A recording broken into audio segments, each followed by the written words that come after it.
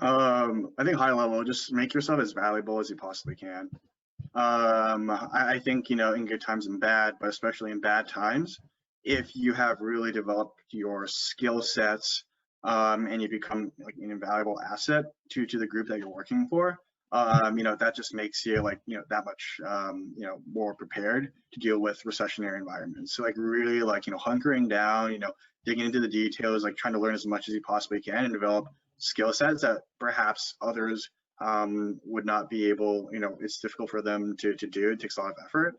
Trying to do that and going above and beyond and making yourself valuable is going to, help you in any environment, especially a recessionary environment.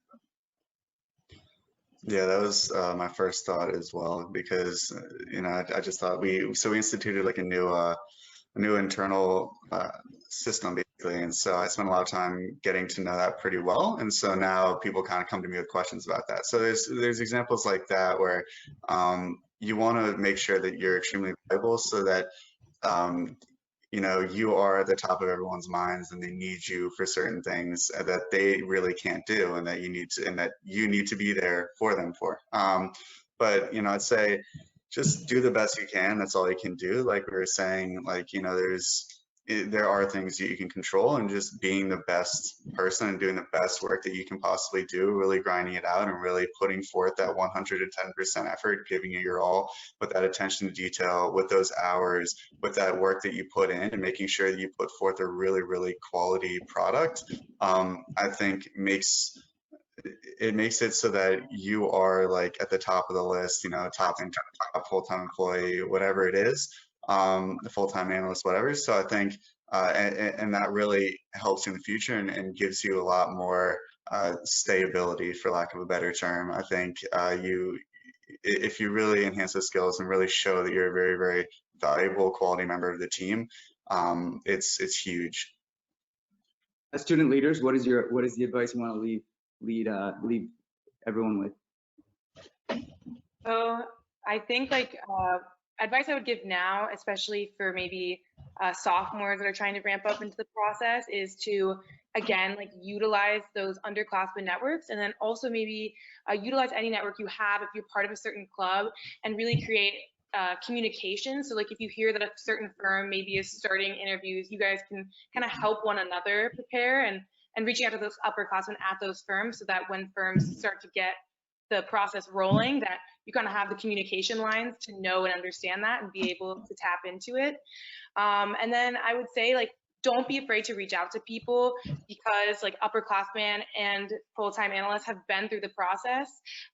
They know that you need guidance and they want to be mentors and help you. So don't be afraid. I think like being too eager is better than not being eager enough. So I would say like continue to reach out to people and make sure like they've already kind of said, you're as prepared as possible, so that when the ball gets rolling, you've got those technicals and behaviorals down pat.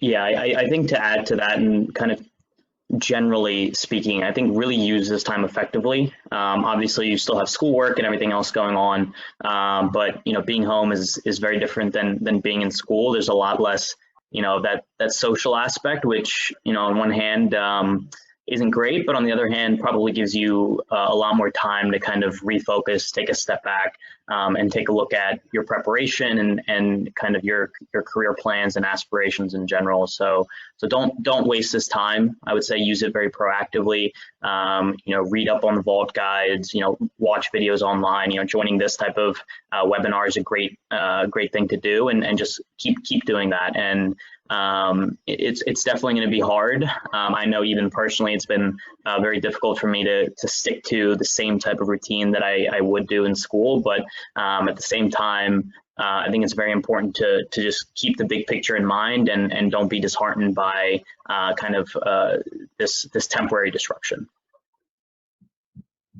Yeah, not to sound like a broken record, but you have to use this time effectively. You never know when the opportunity is going to come. I know for my opportunity in multiple places, it really just came quite quick, and next thing you know, I had a super day later that week.